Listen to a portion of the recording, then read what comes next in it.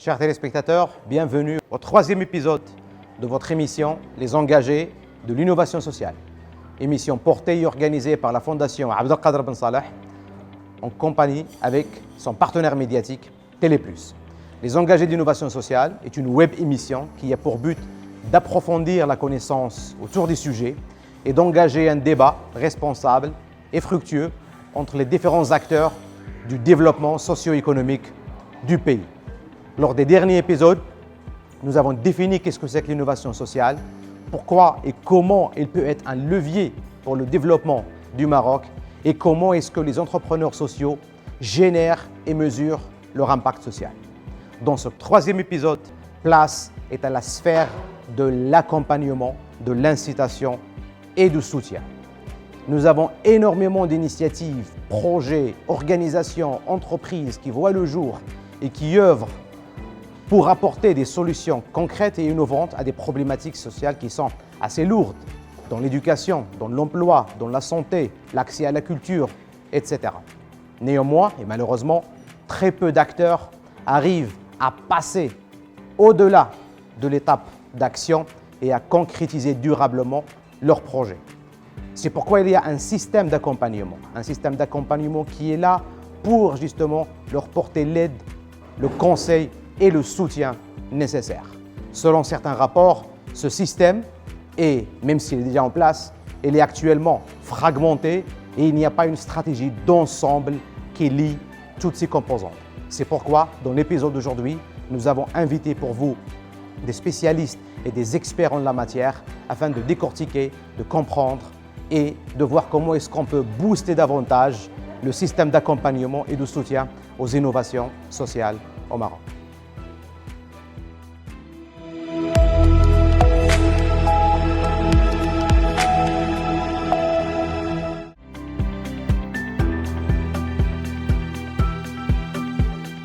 Et nous avons invité pour vous, à ma droite, Madame Nadia Mrabi. Bonjour, bienvenue. Bonjour, Sabah Khair. Merci de m'avoir invité justement à cette émission web-série de Télé+, avec la Fondation All Maroc. Merci à vous d'avoir accepté notre invitation. Vous êtes manager RSE chez Orange Maroc et en charge du Orange Digital Corner Center.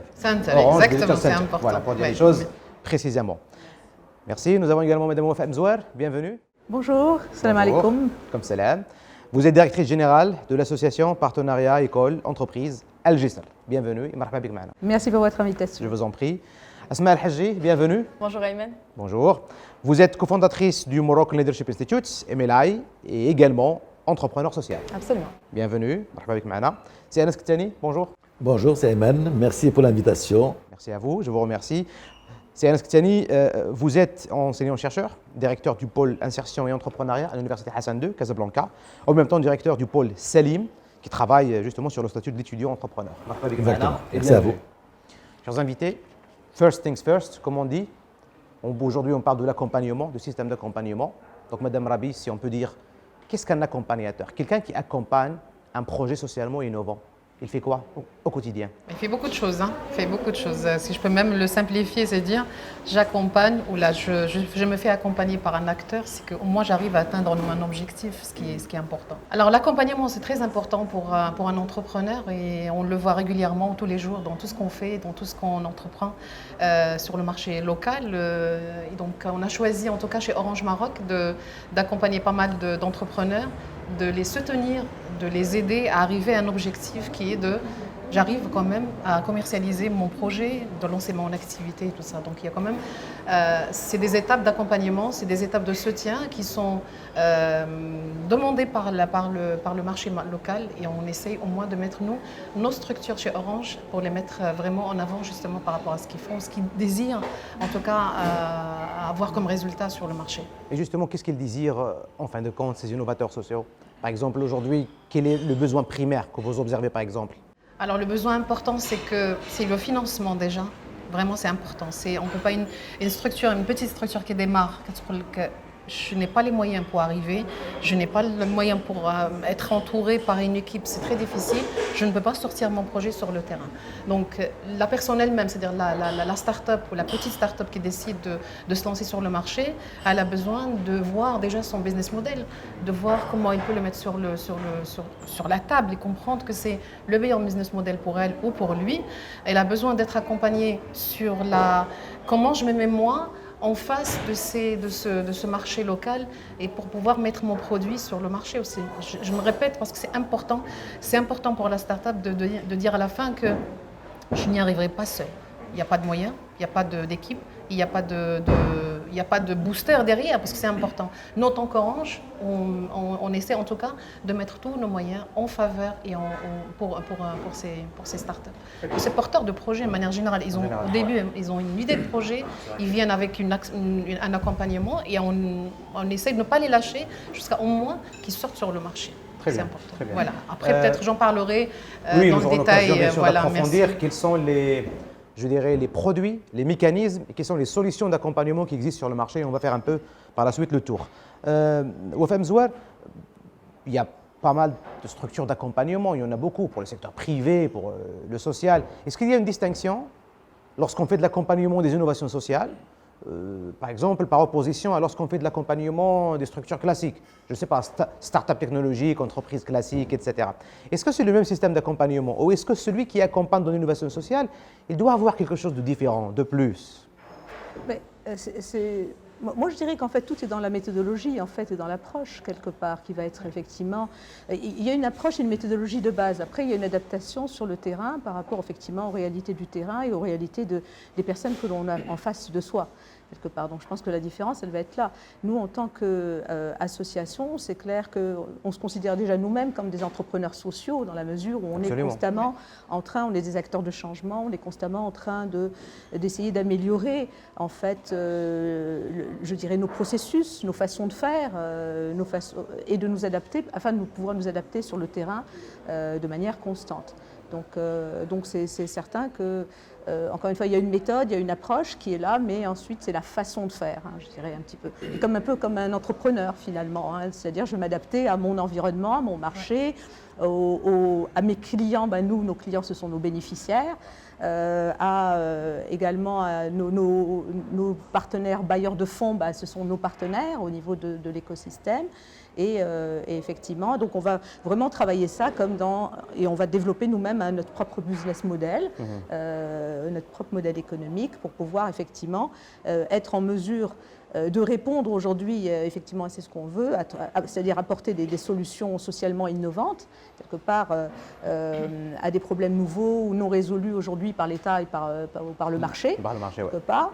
Et ça grâce à des projets avec des objectifs. Donc nos objectifs, nous, dans le cas de GIS, c'est effectivement des objectifs de cohésion sociale, d'inclusion sociale, d'éducation, et en mettant effectivement des moyens pour pouvoir répondre quelque part, en apportant ces moyens, effectivement, pour pouvoir comme matcher ces objectifs aux moyens sociaux que nous mettons en place pour pouvoir répondre en tout cas à la problématique existante et surtout derrière s'assurer que nous avons l'impact qui est recherché pour pouvoir le mettre en place. Absolument.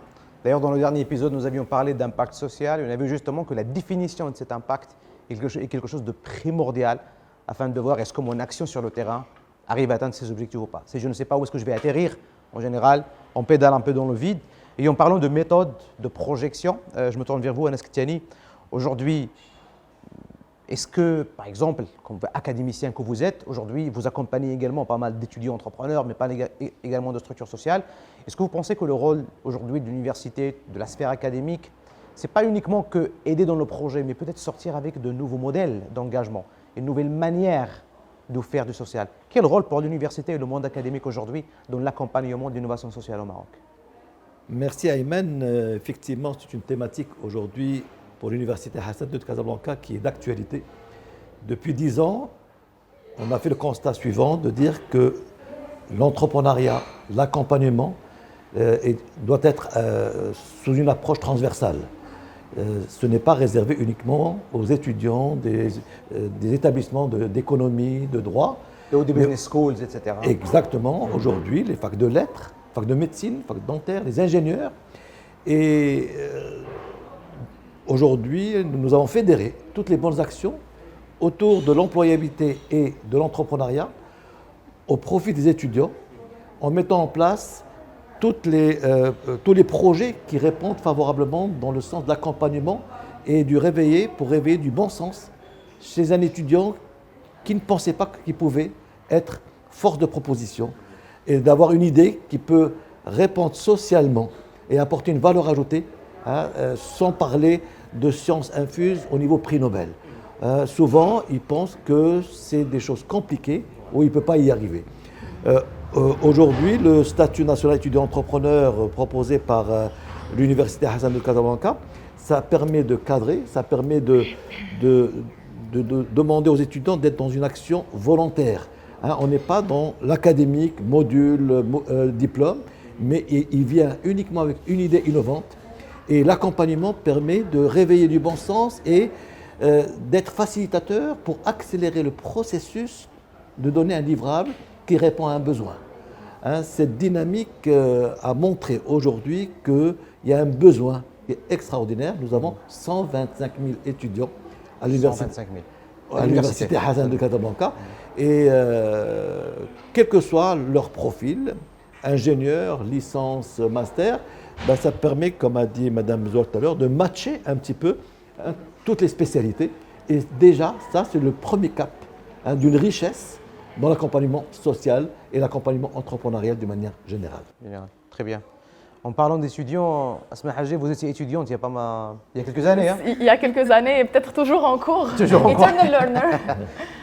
Est-ce que l'idée d'entreprendre socialement, vous êtes venue, je pense que lorsque vous étiez toujours étudiante et encore étudiante? Alors, l'idée d'entreprendre était venue suite à une frustration par rapport aux résultats et à l'impact que je voyais en entreprenant un parcours associatif.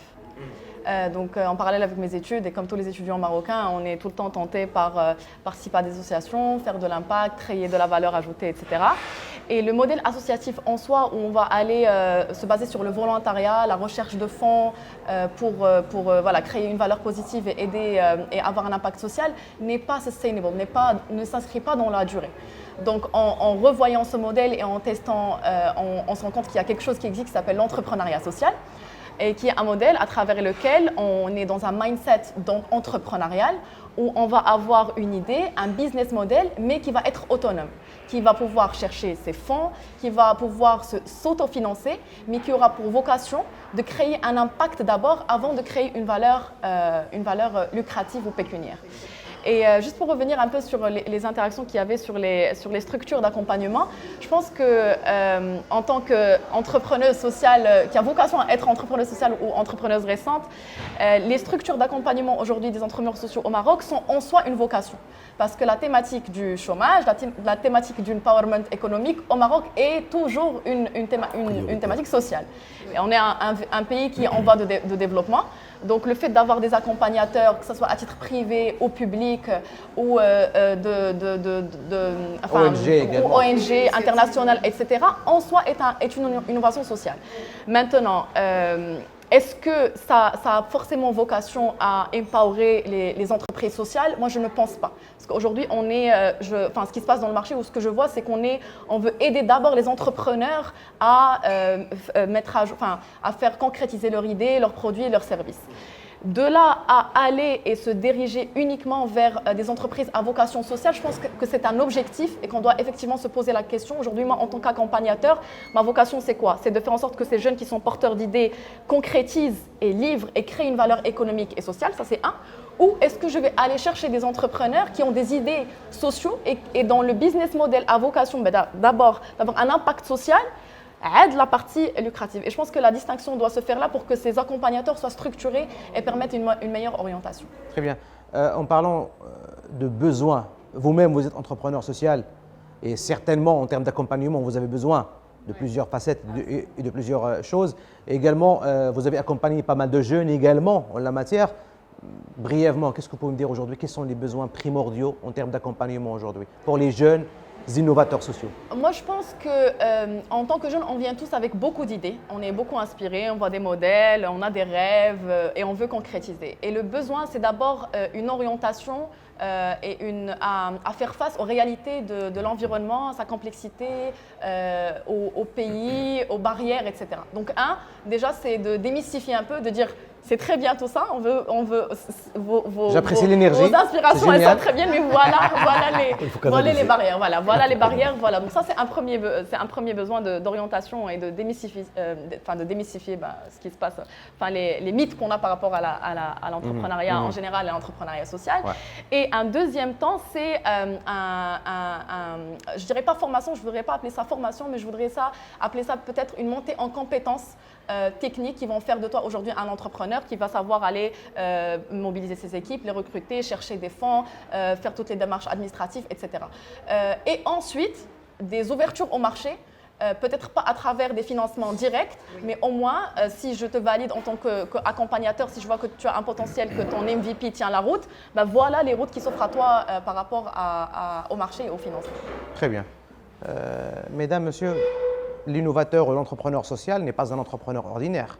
Parce qu'à part son projet, il est motivé par quelque chose, il porte en lui-même un projet qui va au-delà de son social business model. Et du coup, il lui faudrait toute une stratégie d'accompagnement parce que les facettes auxquelles il touche et l'ambition qu'il porte, elle est parfois plus grande que justement ce que peut supporter un seul acteur d'accompagnement. Donc il faudrait qu'il y ait une multitude d'acteurs dans le jeu d'accompagnement. Et c'est justement, Nadia Merabi, par rapport à ça, aujourd'hui, cet écosystème d'accompagnement, les accompagnateurs, comment évaluez-vous l'offre d'accompagnement existante aujourd'hui sur le marché et quoi faire pour diversifier cette offre et la concentrer réellement sur les vrais besoins des innovateurs sociaux?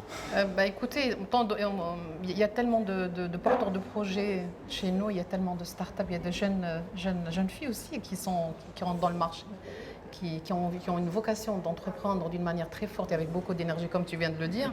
Au contraire, ça nous rassure, ça nous permet plutôt de dire, autant qu'entreprise citoyenne, elle a quand même la responsabilité d'aller aider ces jeunes. Et donc, dans notre programme à nous chez Orange, on a plusieurs manières de suivre et d'accompagner ces porteurs de projets. Par exemple, on a mis en place des espaces de coworking pour ceux qui ont des idées de projets et qui ont envie juste d'aller creuser un peu plus, d'aller vers justement, est-ce que je suis bien sur mon business model? Est-ce que l'idée que j'ai choisie, elle est bien ou elle n'est pas bien? Non, je change complètement. Donc, on se fait accompagner par, on appelle ça une structure d'accompagnement. On ne le fait pas tout seul, mais on essaie d'être accompagné pour accompagner justement les jeunes entrepreneurs. Et donc, la mise en place d'un ensemble d'espaces de coworking répond d'une manière très efficace. Et là, on peut dire récemment, on a fait un programme d'accompagnement Orange Starton pour 80 startups à peu près. On en a sorti 30. Et donc 30, on a sorti quand même une douzaine qui sont excellentes. Et là, ils sont en train de vendre leurs produits et tout ça. Et donc vraiment, je profite pour remercier Startup Maroc qui nous a apporté un plus par rapport à ce programme. Et là, le programme vient de finir. Ça nous a donné une deuxième idée d'aller lancer un deuxième programme. Là, il arrive au mois de novembre. Et là, on lancera un appel à candidature, Inch'Allah. À part ça, il y a un concours qu'on lance qui est Poison, le prix de l'entrepreneur d'Orange en Afrique et au Moyen-Orient. Et c'est pour aller toucher encore cette cible qui a envie d'entreprendre dans l'innovation sociale en utilisant les nouvelles technologies. Parce qu'effectivement, c'est une niche et qu'elle a envie d'aller un peu plus loin que ça. Ce concours, elle est dédié pour justement cette cible. Et ça marche très bien. On est à la 11e édition cette année. On a eu récemment, on a fait le pitch. On était aussi très étonnés de la qualité des projets. Mais en même temps, on reste quand même très faible par rapport à, je parle de manière générale, au Maroc, il y a de beaux projets, mais les beaux projets ne candidatent pas beaucoup dans les concours importants. C'est ce que je veux dire. Donc, quoi qu'on dise, des fois, on met en place des choses, des structures, d'accompagnement, mais alors, en fin de compte, les meilleurs projets ne sont pas dans le circuit. Je ne sais pas où est-ce qu'ils vont. C'est un sujet, j'ai envie d'en parler tout à l'heure avec Sana aussi, pourquoi pas, avec Anna justement qui vient aussi de cette structure académique. C'est important. Où est-ce qu'ils sont ces porteurs de projets qui ont de très belles idées, qui peuvent innover et apporter un plus. Et en même temps, en parallèle, on a eu sur le marché pendant le Covid des idées magnifiques, des solutions innovantes mais incroyables, et que nous, en tant qu'Orange, on les a suivies, on les a regardées de très près. Le Covid a été une période, effectivement, un catalyseur, un booster d'innovation sociale comme pas possible. Oui. Comme pas possible. En parlant d'ailleurs de ce déficit de communication et de promotion, je dirais, là, il y a des concours intéressants, mais beaucoup d'entrepreneurs ne connaissent pas ou ne sont pas au courant. C'est-à-dire que est-ce que nous avons besoin d'une plateforme nationale, d'une stratégie nationale, de quelque chose de plus fédérateur? Parce que les accompagnateurs, ils sont là, ONG, entreprises, académiques, etc. Est-ce qu'il y a quelque chose qui lie ce beau monde ensemble ou est-ce que les efforts sont éparpillés sur le terrain? Moi, j'ai l'impression qu'il y a beaucoup d'efforts qui sont éparpillés, hein, c'est clair. D'abord, il y a beaucoup de fonctionnement en silo. C'est vrai que, normalement, si vous regardez dans d'autres pays, je prends un peu le Québec, je connais assez bien, mais les concours en entrepreneuriat, etc., c'est quelque chose qui pilule. Chaque université a ses concours, il y a toute une médiatisation qui est mise en place, il y a des organismes type PME qui sont également là, il y a des chantiers d'économie sociale, par exemple, effectivement, où on va lancer aussi des concours qui s'adressent beaucoup plus à une population de jeunes qui vont développer des entreprises sociales. Hein. Donc c'est sûr qu'à ce niveau-là, je pense que c'est quelque chose dans lequel il y a tout un travail à faire, ou peut-être essayer comme de ramener un petit peu tout cela, peut-être sous un seul, ou en tout cas au niveau de la médiatisation, et faire connaître. Bon, maintenant, nous, si je ramène un petit peu à nos jeunes, hein, donc c'est sûr que nous, l'entrepreneuriat et l'encouragement, en tout cas, on est beaucoup plus dans l'accompagnement, de la sensibilisation vers l'entrepreneuriat de nos jeunes. On a 2 programmes phares à Algis. Le premier programme, c'est dans l'éducation, et le deuxième, dans tout ce qui est accompagnement des jeunes qui sont en situation de décrochage scolaire. Alors, au niveau de l'éducation, on va surtout travailler, nous, les qualités entrepreneuriales, très tôt chez les enfants, parce que c'est ça qui est le plus important. La curiosité. Je reconnais mon marché, je dois comprendre comment fonctionne mon marché, donc je dois m'y intéresser. L'écoute. Je dois écouter un petit peu, je dois écouter mon marché, donc il faut effectivement que je puisse, mon client, savoir qu'est-ce qu'il veut, etc. Également, tout ce qui est la persévérance, parce que on en parle, peut-être c'est pour ça qu'il y a une déperdition, il ne faut pas se raconter l'histoire, vous savez, comme ça rentre, c'est comme dans un entonnoir, donc vous pouvez avoir des tas de gens qui ont des tas d'idées, mais effectivement l'entonnoir va et de moins en moins, vous allez en voir, effectivement, et vont sortir quelques projets, quelque part. On sait que le taux même de vie, enfin, de survie d'une entreprise, une start-up, on sait que c'est 90% meurent la première année, ça c'est statistiquement partout, hein, c'est pas spécifiquement ici. Et donc le fait de sortir des gazelles par la suite, ça va être un petit peu limité. Donc pour revenir, on va travailler beaucoup ces qualités entrepreneuriales. Et aussi ensuite dans le parcours, le deuxième programme phare que nous avons, qui est l'accompagnement, ce qu'on appelle le parcours jeune personnalisé, là on va travailler avec des jeunes, effectivement, là aussi on va développer les qualités entrepreneuriales. On a mis en place par exemple, mais là on va le faire sous différentes manières, d'accord ? Et nous avons par exemple développé un Fab Lab donc depuis 2021, enfin depuis début 2021.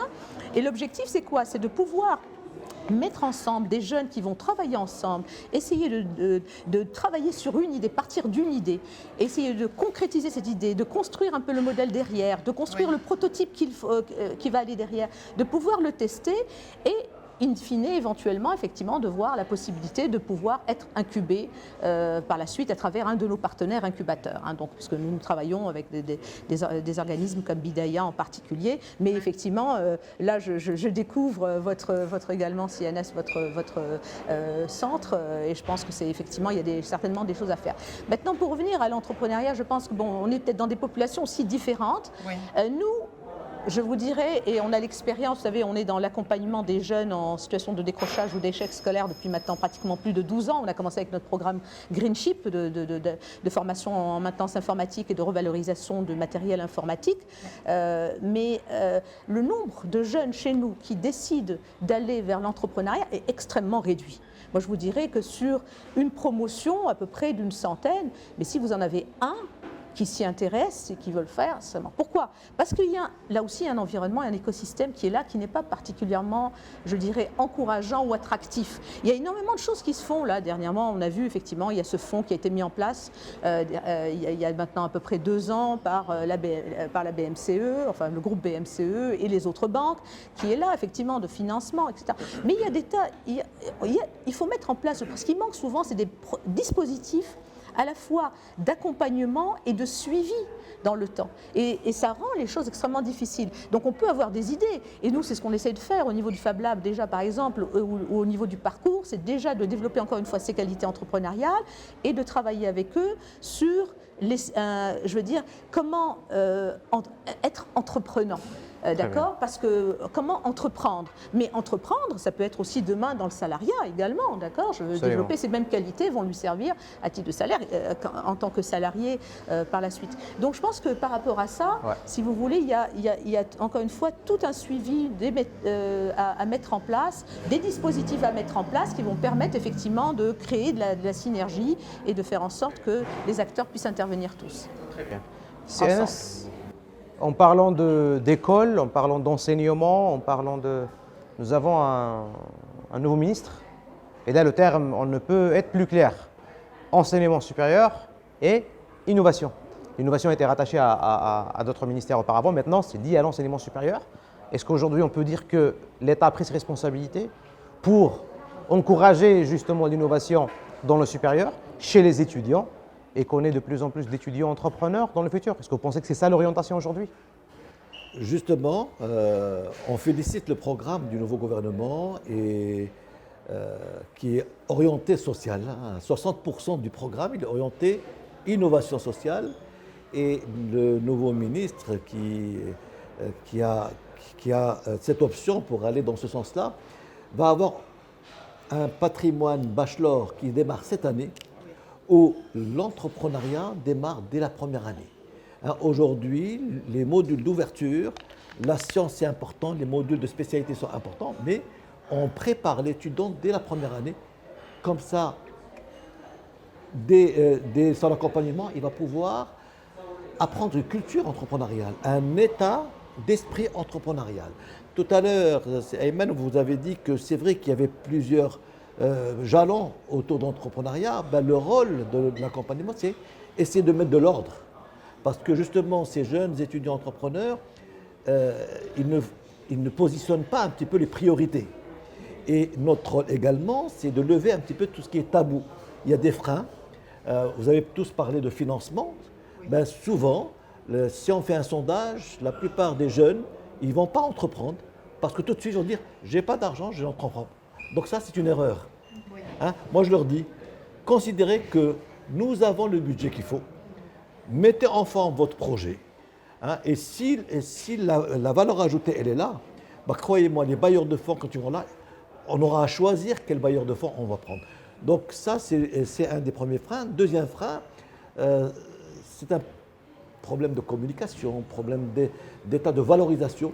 On a des porteurs de projets qui sont de grands techniciens, qui ont un savoir-faire, mais quand ils ont devant une commission de sélection, ils ne sauront pas quoi dire, comment valoriser. Et là, justement, le Covid nous a aidé un petit peu parce que nous avons mis en place à l'Université Hassan II de Casablanca des plateformes d'accompagnement sur l'entrepreneuriat. C'est le programme Coursera, c'est un programme américain qui est juste extraordinaire. La fameuse plateforme, Coursera, la fameuse plateforme. Exactement, mais le plus qu'on a rajouté, parce qu'il ne suffit pas de donner des plateformes où il faut appuyer, il faut les accompagner pour l'utiliser à bon escient. Une plateforme langue, parce qu'on sait très bien que les langues posent encore un problème au niveau de nos jeunes. On a une plateforme Lorat, issue de la plateforme Alticia, qui permet aussi de franchir des caps. Quelles que soient les langues, on ne va pas parler que français, ça peut être l'anglais, ça peut être l'espagnol, amazigh, mais c'est de mettre à l'aise nos jeunes étudiants entrepreneurs et de leur montrer qu'ils sont capables de devenir responsables. On leur a appris à apprendre à être souvent en mode réception. L'école leur donne des choses, mais on ne leur a jamais donné l'occasion de devenir des forces de proposition. Là, ils viennent avec une idée. Ah oui, c'est possible de développer mon idée, elle va être valable dans la société. Oui, Hein. Si je peux citer juste un exemple, j'ai eu une étudiante il y a 2 ans qui est venue, toute la famille, on est des spécialistes de la carfessi. Ben oui, c'est quoi la valeur ajoutée? Mais ça me fait mal au cœur, c'est souvent mal packagé, etc. Ben vous avez un esprit entrepreneur, foncé. Elle revient avec moi et me dit, vous savez, hein, c'est une jeune de Haïm el-Erched, de quartier social que vous connaissez, etc. Je peux rajouter un effet Botox. Je suis étonné, vous savez c'est quoi un effet Botox? Oui, monsieur. Il dit, mais avec un produit naturel. Vous savez quel est le produit naturel avec un effet Botox? C'est une question ouverte. Non. Ben, c'est la cannelle. Mais je l'ai appris avec elle. Ben, elle a marié ça et s'est retrouvée devant M. Smani, R&D, etc., que des grands pontes dans le jury, et qui lui dit, ben, prouvez-moi que avant et après ça marche. Il y avait la photo qui montrait qu'on avait des lèvres. Elle arrive, elle était voilée, respectueuse. Monsieur, vous trouvez comment ma bouche? Il revient en arrière, bravo. Elle a eu le premier prix. Voilà le bon sens. Démonstration à l'appui. Voilà, de réveiller chez les jeunes. Et qu'ils créent ou qu'ils ne créent pas, on a créé de la valeur chez les jeunes. Hein, quand il va passer un entretien pour l'employabilité, ben c'est une autre personne. Bien sûr, Après, bien sûr. Tout à fait. Absolument. Mais c'est sûr que c'est créer, en fait, ce qu'on doit développer, c'est une culture entrepreneuriale, très tôt chez nos jeunes. Et là, quel que soit à ce moment-là, que ce soit des jeunes effectivement qui sont universitaires, qui réussissent bien, etc., ou des jeunes décrocheurs comme ceux que nous accompagnons, mais c'est avant tout ça. C'est l'esprit, c'est un mindset. Vous m'interpellez, Wafa Mzouar, est-ce qu'il y a un âge spécial ou un âge idéal pour inculquer l'esprit entrepreneurial? Nous, ça commence très tôt. Nous, ça commence chez nous au À partir préscolaire. de quel âge à peu près? Au Préscolaire. Au préscolaire, Carrément. 4 ans. 4 ans, Carrément. d'accord. Donc nous, comme vous savez, on a plaidé longtemps pour avoir du préscolaire au sein de l'école publique. Donc nous sommes essentiellement dans l'école publique depuis maintenant plus de 12 ans. Et en fait, nos enfants, c'est pour ce que je disais d'ailleurs, nos petits, en fait, on développe encore une fois chez eux ces qualités-là, Oui. d'accord. Et notamment d'autonomie, encore une fois, de responsabilisation, de savoir travailler avec les autres en équipe, d'écouter l'autre, de respecter l'autre, etc. Donc déjà, c'est ces qualités-là. Et de pouvoir aller effectivement entreprendre. S'il a envie aujourd'hui d'aller fabriquer quelque chose, je veux dire, à partir de matériaux qu'on va lui donner, etc. Bon, ben, très bien, on va le laisser aller l'entreprendre. On ne va pas l'enfermer en lui disant, ben, non, très bien, non, c'est pas ça, tu dois absolument faire comme ton petit copain à côté, etc. Ouais. Donc on leur donne cette latitude, effectivement, pour aller. Et l'autre chose aussi, je pense, qui est important, qui est dans toute la pédagogie réellement que l'on suit, encore une fois, et qui fonctionne avec tout. Et je pense que c'est vers ça qu'on devrait, qu'on va aller, puis c'est comme ça qu'on développe. On est dans le renforcement de capacité, on parle de renforcement de capacité, de compétences, etc. C'est cette notion de méthode ou d'approche pédagogique active dans laquelle on apprend à la personne à apprendre à apprendre tout au long de sa vie, tout au long de sa vie. Et je pense que c'est vraiment ça. C'est un peu le Iqra min al-Mahdi ila al-Lahdi, un petit peu, hein, si on veut C'est une posture. Voilà, c'est une posture. Il y a un apprentissage à pouvoir faire, etc.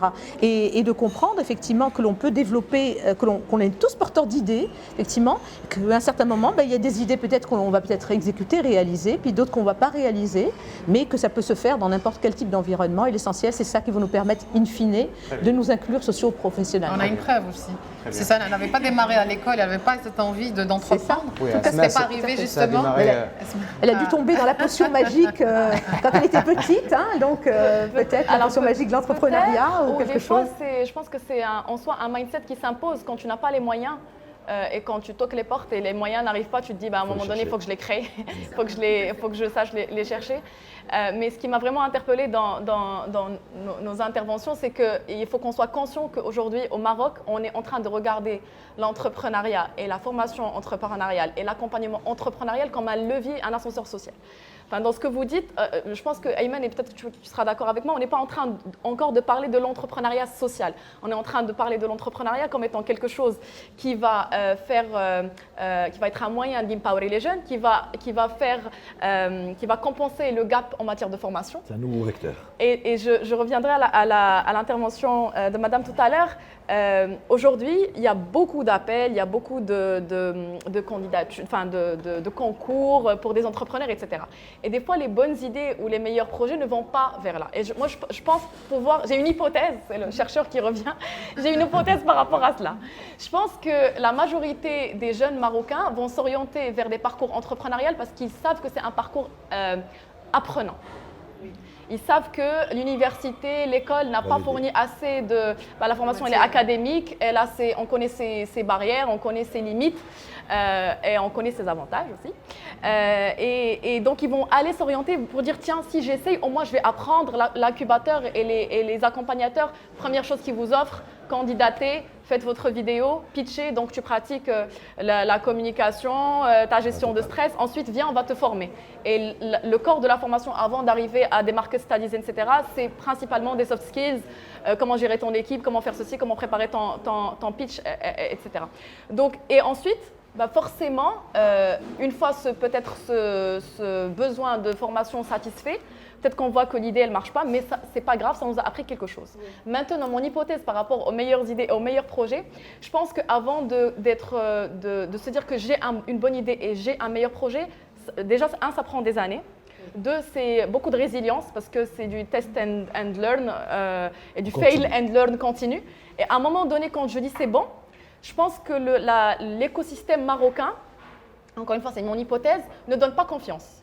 Dans la mesure où on ne voit pas beaucoup de success stories qui ont été accompagnées par un écosystème marocain, institutions publiques, accompagnateurs privés, incubateurs ou autres. Et donc je me dis, si je ne vois pas de success stories, c'est peut-être pas le bon terrain, le bon milieu, donc je vais aller chercher ailleurs. Et beaucoup d'entrepreneurs vont aller participer à des concours internationaux à Dubaï, en Europe, aux États-Unis, etc. Et vont aller chercher des fonds, des business angels, parce que ça leur a pris longtemps déjà pour valider à titre personnel que leur idée est bonne. Et deux, quand ils ont regardé à échelle locale, les success stories ne sont pas là. Alors je dis ne sont pas là, ça ne veut pas dire qu'elles n'existent pas.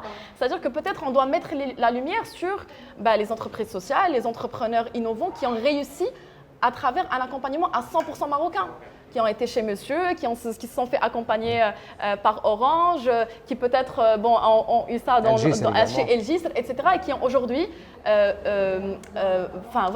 leur produit ou leur service ou leur solution est sur le marché, ils gagnent de l'argent et voilà, faites confiance et les idées, on ne doit pas avoir une fuite d'idées et de projets. Moi, je pense qu'il y a quand même suffisamment et énormément de success stories. Il faut les pratiquer, les envies des gens. Il faut des projecteurs. Vraiment, nous, en tout cas, chez Orange, on les a mis plutôt en avant comme ça, avec tout le plan qu'on leur a offert et tout ça. J'ai vraiment des startups où on a des startups, parce que quand même c'est un écosystème marocain, on a des startups qui sont superbes, comme on en a d'autres. Mais tu as ouvert un autre sujet, un autre débat, qui est je participe à des concours et je deviens le meilleur pitcher de l'année.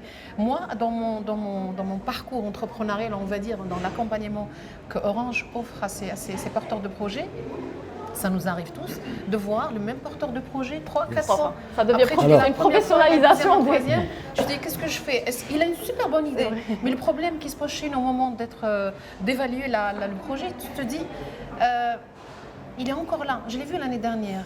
J'aurais aimé au moins voir un état d'avancement de son projet, qu'on ne l'a pas vu. Moi, personnellement, je dis Nadia Marabi, si je vois l'état d'avancement de ce projet, je vais tout faire pour qu'il soit aidé, mais il reste sur le même niveau. J'ai fini, ça y est, j'ai fini mon projet, il s'arrête là, mais j'ai besoin d'un financement pour aller au-delà. Non.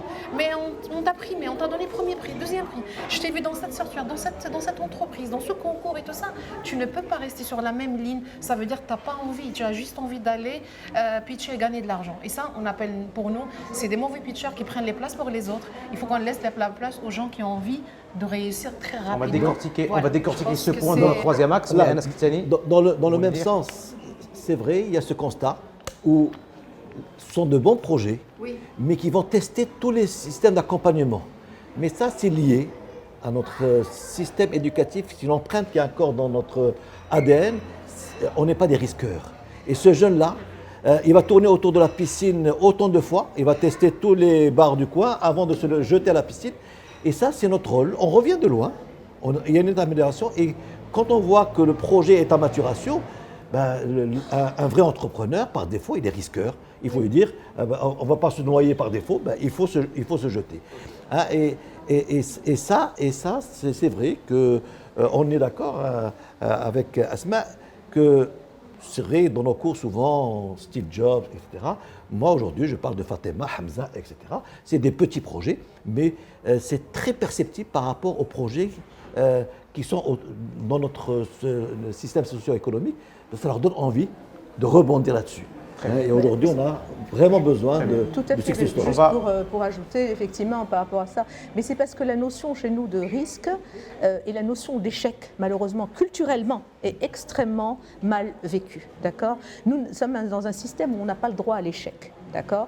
Vous savez, il y a quelques années, quand il y avait des programmes qui avaient été lancés d'accompagnement et de financement de l'entrepreneuriat, beaucoup de ces entrepreneurs ont fini au niveau judiciaire, d'accord ? Pénal, malheureusement. Donc là, c'est des réalités. Et je pense qu'il y a aussi toute cette variable à prendre en compte, qui est la variable juridique, quelque part, et système juridique, accompagnement, qui doit aussi être revu, peut-être par, en tout cas, les autorités concernées. Tous ceux qui ont réussi ont subi des échecs. Donc, à la limite, on leur dit que ce n'est pas grave un échec, je pense. On va décortiquer ce point d'ailleurs dans notre troisième axe. On le dit, s'est fait refuser 300 fois ces projets des parcs avant de pouvoir les faire. Mais c'est là où il y a de la persévérance, c'est clair. C'est un parcours du combattant. C'est un parcours du combattant, mais si vous n'avez pas à la fois l'encouragement de votre famille aussi, parce que on ne réussit pas une entreprise la première année. Hein. Je veux dire, on mange des spaghettis pendant quelques années avant de pouvoir, pouvoir s'attabler à une table de restaurant. Donc, il y a à ce niveau-là. Donc c'est tous ces éléments-là qui font que je pense aussi sont des freins aujourd'hui, mais je pense que le frein culturel est important. Très bien. D'ailleurs, raison pour laquelle je vous invite à décortiquer aujourd'hui ces freins, ces manquements, ces choses qui manquent au système d'accompagnement et qui font justement qu'on voit des récidivistes en termes de pitch, qu'on voit également des jeunes qui lâchent, qu'on voit des gens qui échouent. Donc on va décortiquer tout ça dans notre troisième axe.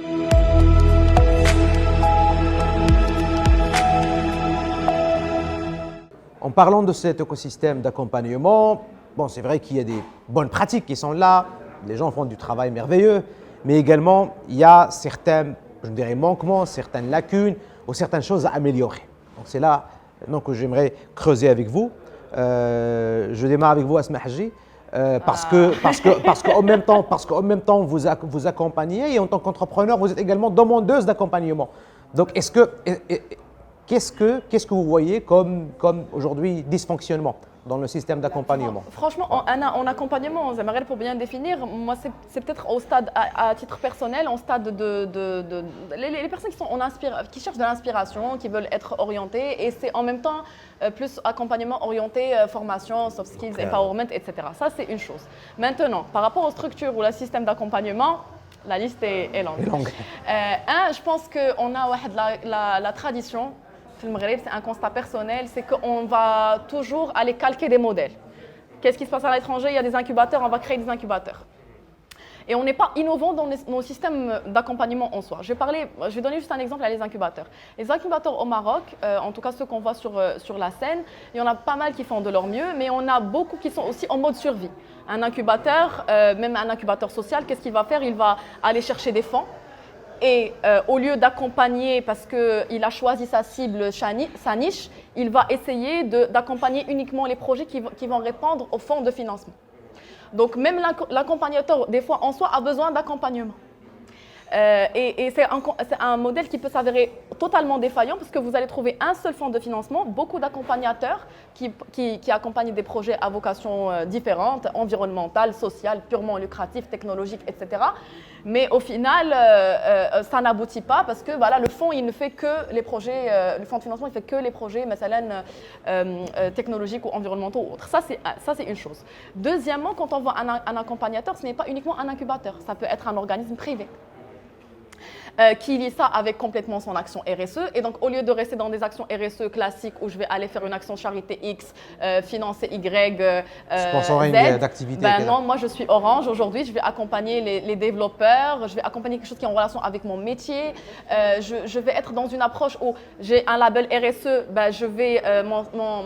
mon département achat va travailler avec des entreprises sociales ou là, des entreprises qui se sont fait accompagner par moi, etc. Donc, je vais lier un peu mon écosystème, mon modèle. Donc pour moi, la première barrière, le premier défi, c'est qu'on doit aujourd'hui penser nos modèles d'accompagnement, les réfléchir. Ça, c'est un. 2, je vais utiliser le mot collègue qu'il réblerait. Chaque accompagnateur fait de son mieux sur un projet, mais on ne mutualise pas les efforts. Aujourd'hui, moi, entreprise X, startup X, je me fais accompagner par un accompagnateur A. Un accompagnateur B, et même si j'ai mon statut juridique, etc., il n'y a aucune traçabilité. Et donc, des fois, ça fait du pitch et du start-up une professionnalisation. Il y a des gens qui ne font aujourd'hui que ça. prendre une idée, savoir la pitcher ici, on ne voit rien concrètement. Donc peut-être qu'on peut imaginer aussi des accompagnateurs qui vont qui vont fédérer leur énergie, qui vont avoir, on en a parlé tout à l'heure, une plateforme, un label, diel, voilà, les entrepreneurs marocains, sociaux ou pas, on peut les suivre, ils ont des patentes, ils ont des statuts, ils ont tout. Et à quel stade il est et pourquoi. Donc je pense qu'il faut réfléchir un peu, premièrement réfléchir le rôle des accompagnateurs, innover dans la forme des accompagnateurs qu'on a et puis aussi fédérer leur énergie pour qu'il y ait un impact et pas, pour que ça ne soit pas dispersé. Vous avez soulevé quelque chose de très important, c'est que parfois même les accompagnateurs ont besoin d'appui et de soutien et d'accompagnement. Je me tourne vers vous, Mzouar. Effectivement, parce que certains accompagnateurs, dans le cadre de grands appels à projets, eux également, ils ont des contrats missions avec des institutions encore beaucoup plus grandes. Sur 2 ans, sur 3 ans, vous allez faire 1, 2, 3, vous allez accompagner tant de projets, voici vos indicateurs de performance. Et arrivant à la 2e année, cet organisme d'accompagnement commence déjà à chercher un nouveau fonds, un nouveau institutionnel pour les 3 ans à venir. Donc lui-même, à un certain moment, il a la tête dans le guidon, il est également noyé dans ses propres... aussi. Il est entrepreneur aussi. Est-ce que c'est une difficulté majeure que rencontrent aujourd'hui les accompagnateurs? Tout à fait, c'est vrai que l'on est, comme je disais tout à l'heure, on est à la fois des entrepreneurs, on est nous-mêmes un entrepreneur social, nous sommes des entrepreneurs sociaux, et puis en même temps, nous sommes à la fois accompagnés et puis nous accompagnons également. Donc c'est clair qu'en amont, et je pense que tout ça, c'est important pour nous, mais ce que je dirais, une des difficultés ou des choses que nous rencontrons, c'est pour nous l'innovation, ou en tout cas les innovations sociales ne peuvent pas se faire sans un élément essentiel qui est la qualité de l'accompagnement. Et c'est ça qu'aujourd'hui, nous, que l'on voit. C'est pour nous un accompagnateur. Alors on a des bailleurs de fonds internationaux, on a des bailleurs de fonds locaux, nous avons des entreprises. Vous savez, on est association partenariat école-entreprise, le GIS, donc nous sommes le pont entre l'école et l'entreprise. C'est dans notre ADN depuis le départ. Et pour nous, donc ces entreprises nous accompagnent dans le cadre de leur RSE. Et nous, ce qui est important pour nous en tant qu'entrepreneurs social et au niveau, c'est d'avoir là aussi une confiance qui est là, une qualité d'écoute qui doit être mise en place, une certaine autonomisation. Également, c'est-à-dire qu'on nous laisse cette autonomie quelque part pour pouvoir nous adapter. Parce que quand on démarre un projet, vous savez, la première fois quand on écrit un projet, on l'écrit par rapport effectivement à des hypothèses que nous mettons en place, des résultats qui sont attendus, on va développer un certain nombre d'activités, on va dire voilà les résultats qu'on attend par rapport à ça. Mais ensuite, une fois qu'on est sur le terrain, effectivement, la donne peut changer. Je donne l'exemple, par exemple, nous avons démarré 2 projets majeurs en mars 2020, je ne vous dis pas, avec le Covid et un arrêt Covid. Alors vous imaginez, et ça a pris quand même plusieurs mois, donc il a fallu se réadapter, etc.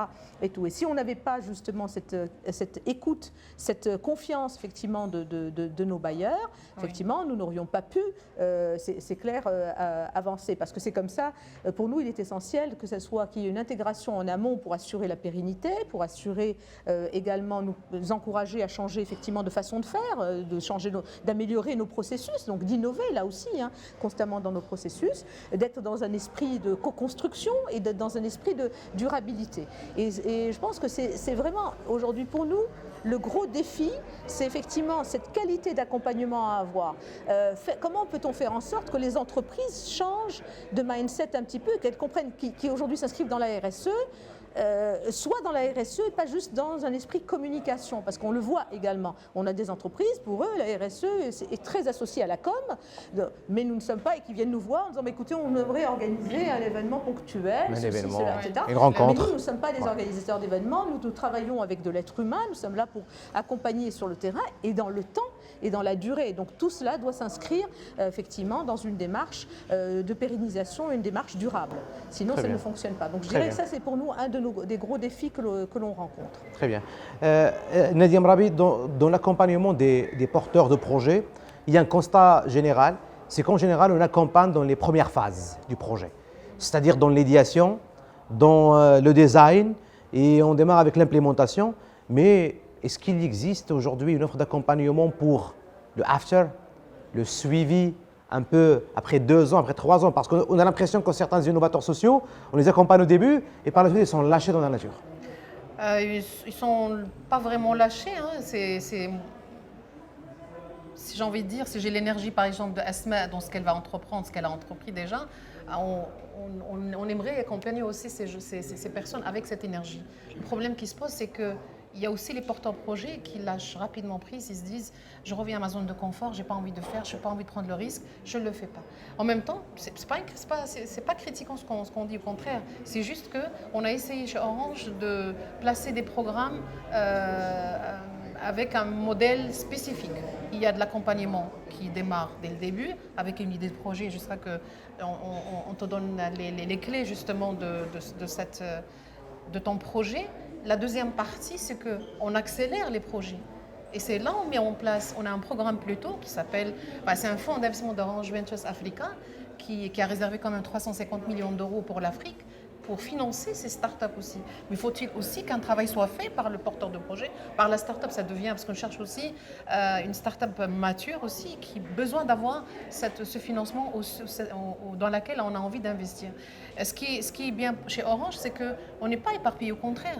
On est en train de rechercher des startups qui utilisent les nouvelles technologies. C'est notre corps de métier, on ne peut pas s'éparpiller, ce qui est normal. Donc on va accompagner celles qui sont à la recherche des nouvelles technologies, qui utilisent les nouvelles technologies, pour qu'on puisse aussi mettre quelque chose dans cette startup, que ce soit dans l'éducation, dans l'environnement, dans la santé et tout ça. On est présent avec ces thématiques, mais les technologies, ils y sont aussi dans ces projets. Donc au contraire, on a même spécifié un petit peu, on a même programmé et on a même remodelé un petit peu le programme d'accompagnement pour les débutants, pour les porteurs de projets, pour l'accélération. Et là, les espaces qu'on a mis, Orange Start qu'on a mis en place, c'était pour ceux qui viennent par exemple de l'université Hassan II, ils ont un projet, ils veulent être accompagnés, ils ont la place, il n'y a pas de problème, c'est gratuit, vous rentrez, vous inscrivez et vous avez votre place, il n'y a aucun problème. La même chose à Casablanca, à Tanger, bientôt, Inch'Allah, à Agadir. Avec Technopark, dont je profite aussi pour dire que c'est toujours un Technopark, mais globalement, l'accompagnement se fait quand il y a aussi une énergie derrière, quand il y a une envie d'entreprendre aussi. On ne peut pas rester dans notre coin et on se dit « ah ça ne marche pas, je ne peux pas avancer, il n'y a pas les moyens ». Au contraire, moi je trouve qu'on a suffisamment, je dirais jamais suffisamment parce qu'il y a quand même toujours de la demande et la remontée de terrain de Asma, elle est juste impressionnante aussi, mais on est là, il y a des acteurs, il y a de l'accompagnement. C'est pour ça qu'on essaye de se voir en off aussi pour pouvoir mutualiser nos efforts et faire quelque chose. L'idée de la plateforme dont tu as parlé, Ayman, je trouve qu'elle est magnifique et qu'on devrait peut-être la mettre en place pour dire on peut voir un suivi d'une start-up, elle démarre, où est-ce qu'elle est, est-ce que c'est suffisant ce qu'elle a eu comme accompagnement. La deuxième, peut-être on se mettra en termes niveau. Exact. Je vais rebondir là-dessus. Voilà, justement, Anas, peut-être tu es d'accord avec moi. Niveau d'accompagnement, je prépare, je livre à deuxième partie. C'est toujours nos entrepreneurs, au fait. C'est les entrepreneurs au Maroc, c'est c'est quoi? C'est pour le développement économique de notre pays. Absolument, c'est ça, le big picture. La RSE, justement, a vocation de hausser le niveau de développement économique au Maroc et elle ne peut pas se le faire. Vraiment, il faut quand même un niveau d'acteurs qui ont quand même cette homogénéité dans les KPIs, dans les chiffres, dans les objectifs, pour qu'on puisse dire ensemble, on va y aller. Une vision d'ensemble. Voilà, c'est ça mon idée. Anas Kessani, vous vouliez rebondir par rapport à ça? Juste pour dire qu'aujourd'hui, dans le sens de la plateforme, mais c'est juste apprendre à faire parler toutes les structures entre elles. Et le positionnement va se faire de lui-même. Et par exemple, à l'université Hassan II de Casablanca, on a 2 vitesses d'accompagnement. Au départ, c'est un écrémage, un large spectre de candidatures. Et comme c'est volontaire, donc tous ceux qui viennent chez nous sont les bienvenus. Mais très vite, le décantage va se faire de lui-même. Ceux qui sont motivés, ceux qui veulent aller le plus loin, on les récupère et on essaie de les incuber pour aller le plus loin. Tout à l'heure, tu disais, Ayman, que les dysfonctionnements. Il y a des maillons faibles qu'il faut améliorer.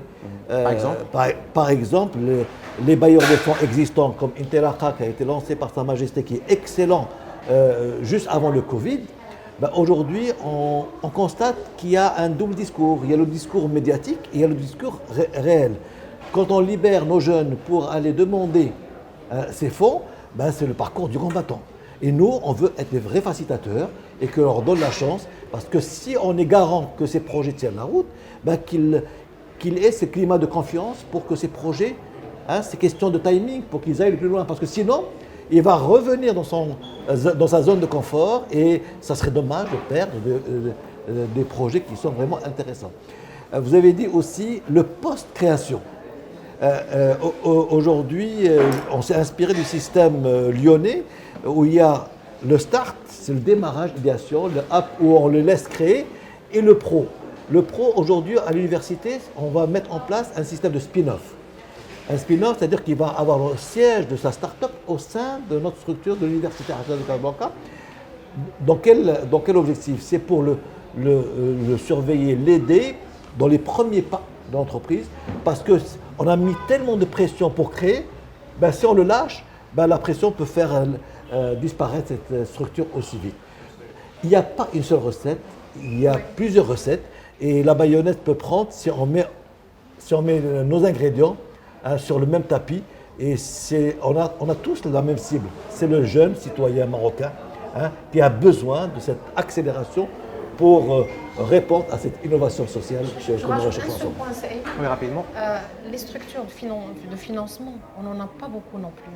Le Maghreb, il y a pas mal de jeunes qui veulent entreprendre, mais il faut quand même que les structures de financement se multiplient et se dotent d'un fonds important pour ces jeunes. On en a parlé, certes, mais il n'y a pas que... on peut déployer, on peut défendre le sujet encore plus auprès de en parlant de multiplication d'ailleurs, je voulais interpeller Anas Kettani par rapport au rôle de l'université. Beaucoup critiquent la présence de ces structures d'accompagnement dans l'axe Casa-Rabat, si on veut élargir un peu, Knitra Jdida, etc.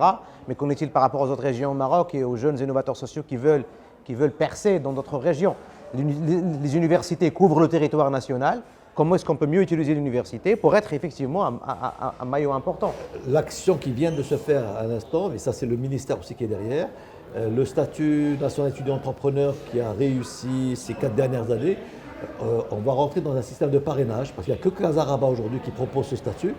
Casablanca parraine Stade et El Jadida pour l'instant, en vue d'aller vers Marrakech, et un système en cascade d'accompagnement pour que le partage d'expérience soit sur le réseau national. Et ça serait dommage de priver un petit peu nos jeunes des petites choses qui marchent. Voilà. Très bien. Asma Hadji, tout à l'heure vous aviez parlé de financement et on a évoqué certains exemples. Aujourd'hui nous avons de l'argent public, nous avons de l'argent privé, nous avons également de l'argent international. Par exemple, dans le financement national, nous avons en général 2 grands projets. Je peux les citer, la CCG et les NDH par exemple, qui sont vraiment de 2 grands bailleurs de fonds pour le système d'accompagnement entrepreneurial au Maroc. Nous avons également des bailleurs internationaux, mais effectivement, parfois certains innovateurs sociaux, ils rentrent, mais ils ne connaissent par exemple que le national. Mais par exemple, s'il n'est pas connecté à certains réseaux, il n'aura pas l'information qu'est-ce qu'offrent par exemple certaines ambassades, certains organismes de coopération internationale. Est-ce qu'il faudrait également une mutualisation des offres, une mutualisation des annonces, une mutualisation des structures? Est-ce qu'il faudrait un guichet unique de financement où tout le monde, le chercheur de financement, voilà, à la carte va aller, ceux qui investissent dans l'énergie, ça me correspond, ceux dans la santé, ça me correspond. Qu'est-ce qu'il faudrait afin que l'argent ne soit pas un peu partout? Elle est là. Parce que lorsqu'on pose la question, il dit j'ai rencontré des responsables de grandes institutions qui accompagnent et qui me disent j'ai un reliquat, j'ai un surplus de budget que je n'arrive pas à distribuer. C'est-à-dire que l'argent est là, ce qui manque, c'est les bons projets. Et les innovateurs, ils disent les bons projets sont là, c'est l'argent qui manque. Donc qui a raison en fin de compte? Business Angel. Je pense que ce qui est bien par rapport au pays, c'est quand on veut faire les choses, on le fait. Le Covid a fait que quand on a voulu vulgariser les procédures pour se faire vacciner, pour porter son masque, etc., c'était partout, on l'a vu. Et je pense que pour moi, le manque, il y a un manque de vulgarisation. Alors, quand on parle des entrepreneurs, là, ça reste aussi des étudiants, des jeunes Marocains, un Marocain lambda normal. C'est forcément quelqu'un qui attend à ce que l'entrepreneuriat ou l'entrepreneuriat social lui sert d'ascenseur social. Donc on parle de quelqu'un qui ne va peut-être pas savoir chercher l'information, qui quand il va rentrer dans des sites web, et notamment celui de la CCG où il y a 36 000 pages, beaucoup d'informations, il ne va pas savoir la traiter, il ne va pas savoir l'utiliser. Donc le fait de vulgariser l'information, et ça peut faire office d'une... Moi, je vais lancer l'action plan avant que tu me le demandes peut-être, de faire en sorte que ça soit une campagne nationale qui dit ok, aujourd'hui, à l'entrepreneuriat, il y a l'échelle de l'entrepreneuriat classique, tu veux lancer une entreprise, un centre, tu as tes moyens, une idée, tu veux la concrétiser, tu as besoin de formation, de moyens et de financement.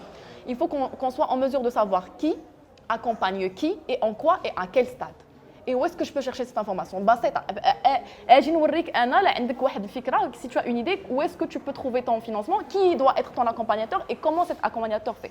Donc la vulgarisation pour moi, elle est importante. Et quand on va les faire à échelle nationale, ça peut concerner les villes comme la zone rurale, comme toutes les parties du Maroc. L'information, elle est là. Peut-être qu'elle existe, mais comment aller la chercher? Comment surtout la comprendre et la décortiquer pour que je sache qu'est-ce qui peut me servir? Ça revient à la question des synergies qu'on a dit tout à l'heure. Je pense que les accompagnateurs doivent se fédérer entre eux pour dire, se dispatcher les rôles. Un j'accompagne à quel stage? Un à l'idéation. Et toi, je te le livre. Je pense que ça se fait à l'échelle du fonds de la CCG, Innovidia, InnovStart. Et moi, principalement, j'ai fait que l'expérience. J'ai passé l'aventure avec InnovStart. Et à la fin, on m'a rencontré pour me dire, mais non, je pense que tu es encore à l'échelle de l'idéation. Ça a été apprenant, je ne regrette pas d'avoir postulé, mais j'aurais aimé Voilà, et je sais que j'estime que je suis quelqu'un qui sait quand même chercher l'information. Qui check. En fait, la timeline, elle n'est pas très claire. Donc voilà. C'est-à-dire, je démarre là, j'atterris ici, ou là, je fais demi-tour. C'est ça qui est... Effort très louable à la Fondation Al-Qadr Ben Saleh à travers le dernier rapport qu'ils ont fait, où il y a une cartographie des accompagnateurs qui n'est pas exhaustif, mais ça devrait être plus... médiatisé. Médiatisé, connu, et peut-être que ça devrait faire objet d'une campagne nationale, pourquoi pas. Lorsque vous dites campagne nationale, et là je m'adresse à vous tous et toutes, l'État, peut-être, qui prend la responsabilité de coordonner entre les acteurs. En ayant les acteurs privés derrière. Une reconnaissance et valoriser les actions existantes déjà. Ça ne se fait pas tout seul. Un travail ne se fait pas tout seul. Vraiment. C'est une réalité pour les associations, effectivement, aujourd'hui, de savoir où sont les fonds, etc. Et c'est vrai que ça demande un travail de veille important, puis que les associations ne sont pas souvent, même des associations, importantes, qui ont une certaine taille et structurées, n'ont pas les moyens d'avoir une personne ressource qui va faire de la veille à 100%. Donc, et c'est une réalité. Alors, c'est sûr que, on sait chercher, donc on apprend à chercher. Maintenant, je pense que ce qu'on fait aujourd'hui, en tout cas avec un certain nombre d'associations, c'est qu'on essaie de collaborer ensemble et de travailler de plus en plus aujourd'hui. On s'est aperçu que, un petit peu comme à l'instar de ce que vous disiez, là, sur des phases, effectivement, idéation, projet en cours, etc., maturation, etc., c'est de travailler nous aussi avec d'autres associations pour essayer sur des projets, de répondre ensemble à des appels à projets. Donc en fait, notre veille, on commence à faire de la veille un petit peu en commun, on va dire, et je pense que c'est une façon de faire, parce que moi je ne pense pas qu'au niveau national on soit capable de venir, ou je ne vois pas trop l'intérêt de venir ou de mettre en place une plateforme ou un système. Ça va être à mon avis compliqué, parce qu'il faut que quelqu'un l'alimente constamment, donc qui va faire ça, qui va faire ça derrière, mais aujourd'hui... L'engagement de la société civile, privée et tout ça, c'est par exemple nous, en tant qu'Orange, ils nous disent on a envie de lancer une application comme ça, on serait preneurs. Nous, on a une équipe pour ça, on a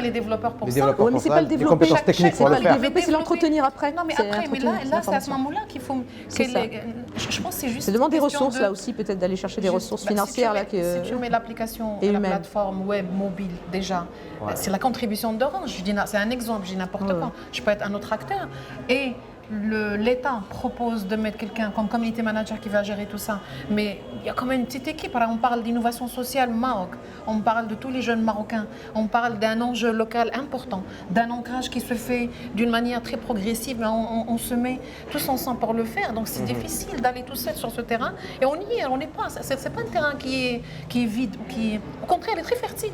Mais je pense que c'est un moment de le faire. Ça me fait penser l'innovation sociale. Ça me fait penser à l'adage. Quand il n'y a pas de responsable, il n'y a pas d'avancement. C'est-à-dire aujourd'hui, qui est celui qui doit jouer le rôle de coordinateur, de modérateur, de chef d'orchestre. C'est vrai que les acteurs sont motivés. On est contributeurs, on veut contribuer. Au contraire, la contribution est très importante. C'est certain. Aussi. Donc, c'est une responsabilité. Ça vient aussi justement de notre responsabilité. Maintenant, qui va faire quoi? Qui va coordonner? Qui va faire quoi? C'est ça. Qui se fera... C'est un chantier national. Il faut un accompagnement des accompagnateurs, si je peux m'exprimer. C'est-à-dire qu'il faut un leader, il faut un lead. Et s'il est institutionnel, peut-être c'est encore mieux parce que c'est un cadrage. Je pense au guide qui a été fait par le CRI, Centre régional d'investissement, Casa Invest. En arabe et en français, on ne peut plus simple. Mais ça ne suffit pas. Le jeune n'est pas encore dans l'action. C'est-à-dire qu'il faut l'accompagner pour lui dire que c'est comme une recette. Hein, une des recettes, c'est-à-dire que ce que tu as dit à l'instant, Asma, c'est écrit. Étape 1, 2, 3, 4. Mais les gens, même si on leur donne, ils ne vont pas l'appliquer Moi, parce je que... trouve que ces jeunes étudiants qui veulent entreprendre aussi, avant d'avoir cette idée d'entreprendre, il faut qu'ils maîtrisent tous ces éléments avant d'arriver à l'idée. Qu'est-ce qui se passe, où est-ce que je vais chercher l'information, qui sera mon accompagnateur ou là, qui va m'aider sur ce projet-là. Je dois savoir, je dois assurer d'abord moi en tant qu'étudiante, qu'est-ce que je dois avoir comme background pour aller au-delà. C'est le rôle des conseillers en entrepreneuriat qui doivent être au sein des des organisations. Ça doit être enseignants local. Ça doit être des local. universités, des C'est écoles. les conseillers en entrepreneuriat. C'est leur rôle de pouvoir effectivement guider quelque part l'entrepreneur, en tout cas en herbe, vers justement lui apprendre à chercher cette information, lui donner l'information, l'orienter vers les organismes susceptibles de lui donner cette information. Le temps est contre nous, c'est-à-dire que si on le laisse apprendre chaque chose, ben il va rester une éternité. Il faut une action smart et un package smart où très vite, hein, il n'a pas besoin d'apprendre tout. Il y a des choses qui sont utiles pour le point de démarrage et des choses qui peuvent venir durant le process de création ou d'accompagnement. Très bien. Asma Haji, je vois en train de prendre des notes. Une minute par rapport à ça. En fait, je suis en train de... je pense qu'il faudrait qu'on fasse preuve d'innovation sociale dans cette réflexion. Tous les acteurs sont concernés. Maintenant, pour moi, le leadership institutionnel étatique doit être là, parce qu'on parle d'une vision, c'est une stratégie, c'est une façon de développer économiquement et socialement les citoyens marocains. Donc le lead doit être pris d'une manière très officielle. Maintenant, les acteurs, chacun joue son rôle. Les universités, ça peut être un stade d'awareness, de sensibilisation, de formation. Où est-ce qu'on trouve ces bénéficiaires? Ils sont dans les associations, ou là dans les universités, ou là dans les écoles. Là, c'est quoi l'information qu'ils doivent avoir? Un premier awareness, des formations, etc. Quand les idées émergent, on les oriente vers des accompagnateurs, des incubateurs XY, et en fonction de ça, on doit avoir ça y est, mon idée elle a émergé, l'université elle dit que c'est bon, elle a un programme qui permet de dire ça, vers qui je m'oriente et quel stade, etc. Donc ça doit être, je ne pense pas qu'on serait en mesure de sortir avec une bonne stratégie complète de ça, mais peut-être qu'une première étape, ça serait de fédérer une réflexion collective de tous ces acteurs, de façon à ce que chacun dise, voilà moi, qu'est-ce que j'ai fait, comment je peux contribuer et à quel stade je peux intervenir. Très bien. Mesdames, messieurs, le temps nous rattrape. Donc, je vous suggère de passer au call to action. Et en 1 minute chrono, voilà, 1 minute chrono. Si vous avez un message, un call to action, une recommandation à adresser à l'un des acteurs d'écosystème. Ça peut être le nouveau gouvernement qui vient de voir le jour, ça peut être les nouveaux députés au Parlement, ça peut être les banques, ça peut être les grands institutionnels aujourd'hui d'accompagnement. Choisissez votre interlocuteur et lancez un call to action très rapidement. Nadia Mrabi. Alors merci, justement, je profiterai de l'occasion pour parler très rapidement de tout ce qu'on a dit, en même temps de dire qu'Orange, elle a, pendant cette période justement du Covid et après, notre stratégie, elle aura beaucoup d'impact. Ça s'appelle la stratégie Engage 2025, dans laquelle on a aussi réfléchi à donner un soutien à former les jeunes et à former la jeune fille aussi, dans le cadre justement de notre stratégie Engage 2025. Et dans ce cadre, on a pensé lancer des programmes d'accompagnement, de formation, d'apprentissage, et dans le cadre de l'Orange Digital Center. L'Orange Digital Center, c'est quoi? C'est un centre d'innovation qui démarre par l'apprentissage, l'accompagnement, la formation des jeunes, jusqu'à l'accélération des startups. Donc c'est un centre d'innovation qui sera justement mis en place dans plusieurs filiales d'Orange, du groupe. On est sur un objectif de 32 centres d'innovation, 32. 32 Orange Digital Center. On est au 5e, 6e justement. J'ai été hier dans l'inauguration de l'Orange Digital Center de la Côte d'Ivoire. On est ravis justement que ça soit ouvert partout dans les filiales du groupe. Ce qui est important, et le message, c'est celui de Rabat, Orange Digital Center Rabat. Appel aux jeunes. Appel aux jeunes, je demande. Et là, notre cible, c'est qui? C'est les diplômés, les non-diplômés, ceux qui sont en reconversion professionnelle et ceux qui ont envie de justement… Bref, tout jeune. Tout jeune Voilà. et gratuit. C'est un espace gratuit. Vous aurez un appel justement de candidature très rapidement la semaine prochaine.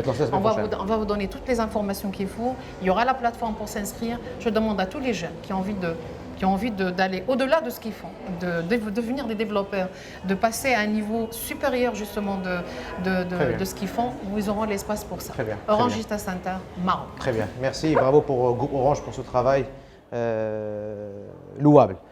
Wafa Mzouar, call to action. Oui, mon call to action, lui, va s'adresser effectivement au gouvernement, parce que moi je pense qu'aujourd'hui, les collectivités, surtout les collectivités locales, territoriales, je dirais, parce que c'est vrai qu'aujourd'hui l'innovation sociale est très peu reconnue par les politiques publiques nationales ou régionales de soutien à l'innovation, donc il y a un travail, c'est sûr, même si… Et on le voit aujourd'hui, les régions sont de plus en plus attentives. On le voit au niveau de l'INDH, par exemple, au niveau régional, effectivement, qui sont en train aujourd'hui d'être de plus en plus sensibles aux initiatives qui sont socialement innovantes. Donc c'est certain. Moi, je dirais aujourd'hui, ce qui est important pour nous, c'est effectivement de travailler ensemble, de mettre en place un dialogue pour pouvoir travailler ensemble, avoir une certaine reconnaissance aujourd'hui juridique un peu de ce que nous sommes, nous, en tant qu'innovateurs sociaux.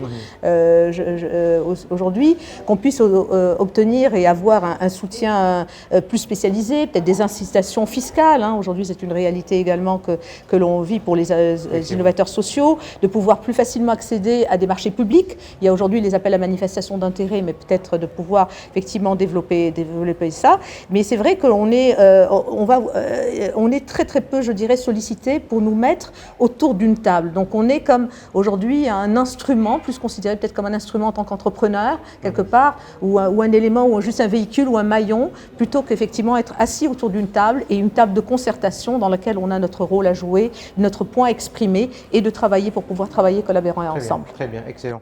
Anas Ktani, call to action. J'invite les jeunes, les jeunes d'une manière générale, de profiter de cet écosystème.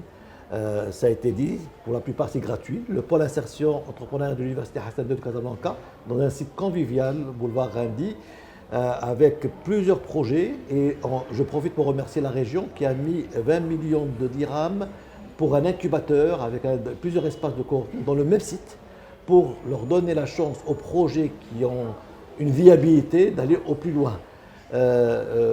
Aujourd'hui, ne comptez pas uniquement sur le salariat. On le sait très bien, vous avez une idée, c'est une façon de devenir autonome, c'est une façon d'aller accompagner pour concrétiser un petit peu votre rêve. Vous avez la possibilité d'aller le plus loin. Et la structure existe, et des structures existent. Exact. Voilà. Et on travaille, on va accentuer cette mutualisation avec Nadia, avec Orange, déjà la convention est sur place. L'idée, c'est il y a de la place pour tout le monde et de faire conjuguer un petit peu tous nos efforts. Je suis sûr que le Maroc est entre de bonnes mains et que le nouveau gouvernement va saisir ces occasions pour mettre un petit peu de son côté et crédibiliser encore plus cet accompagnement. Très bien, très bien. Asma Haji. J'avoue. Moi j'aime bien. J'avoue.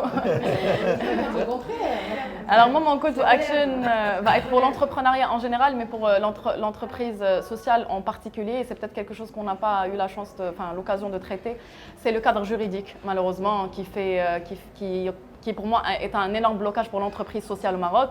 Autant l'entrepreneuriat est un grand levier, mais je pense que les problématiques sociales, environnementales nous rattrapent.